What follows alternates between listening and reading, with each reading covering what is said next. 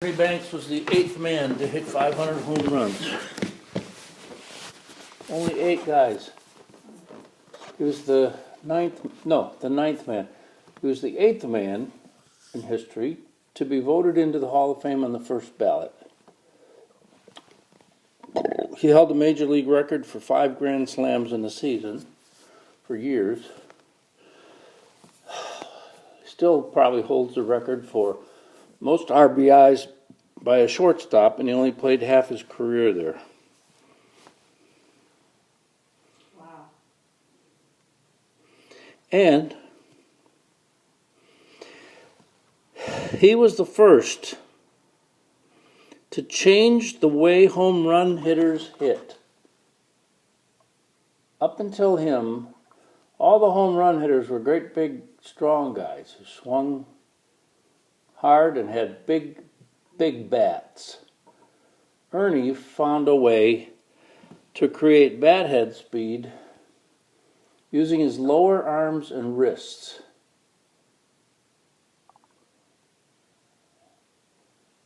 Willie Mays and Hank Aaron learned from Ernie. And were able to meet their accomplishments. They started hitting like him. A lighter bat, faster wrists, and strong forearms. You didn't have to be a big guy to hit home runs anymore. That's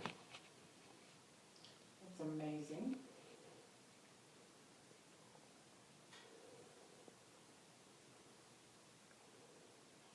He won 2 back-to-back MVPs, and he just barely missed a 3rd straight because the Cubs dropped to last place that year, and the Pittsburgh Pirates came out of nowhere, and Dick Groat had a good year, really good year.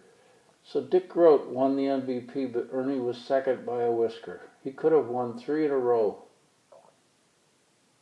Something never done by anyone else. The year's 19...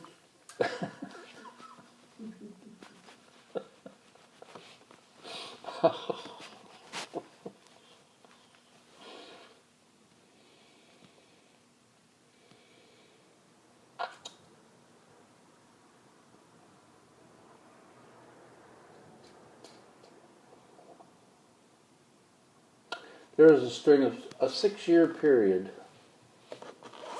I'm trying to think of when it was. It's like 56 to 61 or something, or 60. Anyway, those 6 years he had more home runs than anyone in baseball, which included everybody. Everybody, Mickey Mantle, not Babe Ruth, but Hank Aaron and Willie Mays and my man, the Yankees, Mickey Mantle, Yes.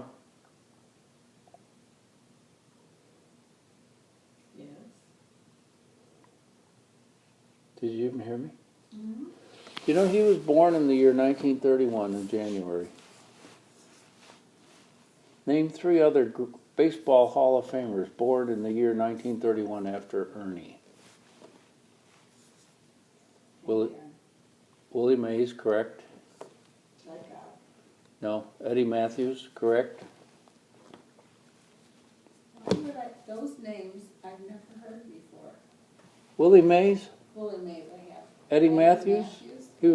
He had 512 home runs, same as Ernie. They tied. And you know what? He beat Ernie one year in the home run championship. On the last day of the season, there was an extra make-up game, and Eddie Matthews hit number 47, and Ernie finished with 46. That was simply amazing. And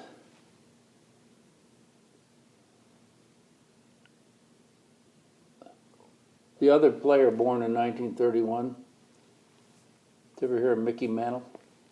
I did. How's that for a year, huh? Ernie Banks, Willie Mays, Eddie Matthews, Mickey Mantle. Between them, Probably 2,200 home runs.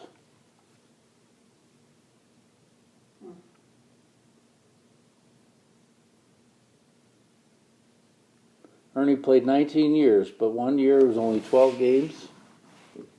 Another year it was 26 or 27, so, and another year was, it was about 70. So I say, take those 3 years, make them one. He played 16 years, really.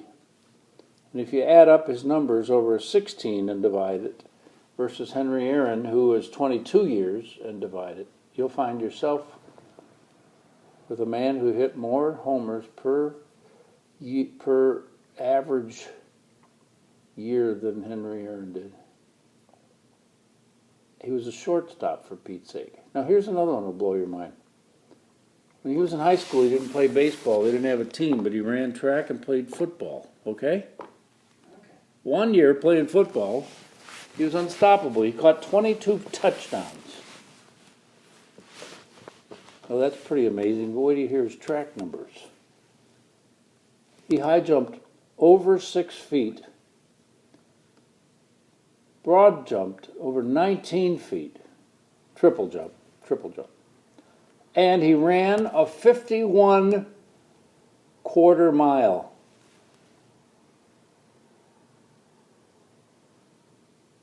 That's stunning.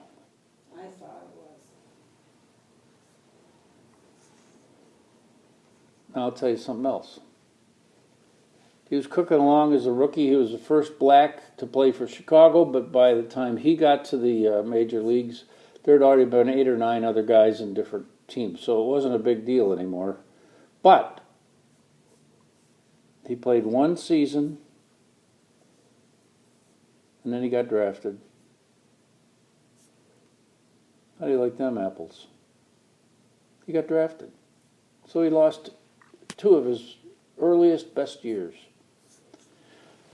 He was a great infielder, but then he hurt his knee. He had an average arm. He couldn't really, he had trouble throwing it to first a lot of times. So he moved up, and when he moved up, he started, he cut down on his range. So they moved him to third base for a while. He hated it.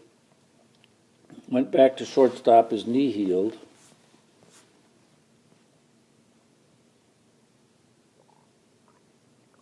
Yes, go on.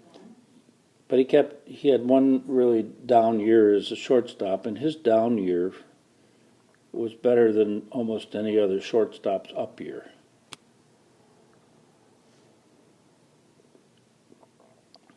They didn't care about home runs of shortstops. They wanted fielding. Well, he gave them both.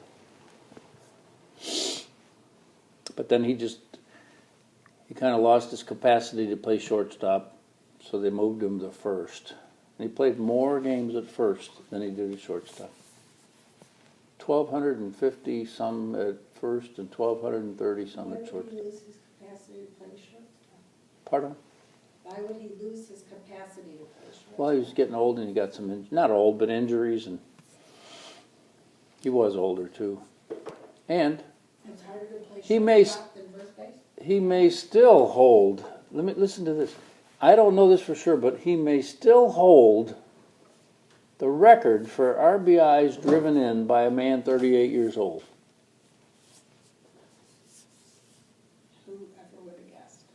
More than Ty Cobb. Isn't that all interesting to you? Yeah. You liar.